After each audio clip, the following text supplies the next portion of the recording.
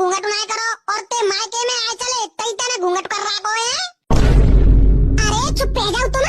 मैं पुराने बॉयफ्रेंड देखेंगे तो न्यू कहेंगे सेटिंग आ गई सेटिंग।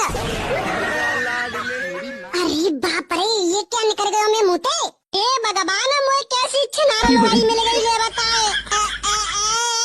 ऐसी बात ना आते, ऐसी बात कैसे ना आते। तू अपने मोते कह रही है कि मैं पुराने बॉयफ्रेंड देखेंगे तो न्यू कहेंगे सेटिंग आ गई सेटिंग आ गई। ऐसे कितने का बॉयफ्रेंड बना रखे तने? जी ज्यादा नहीं है ते, बस 30-40 बॉयफ्रेंड होते। हे प्रभु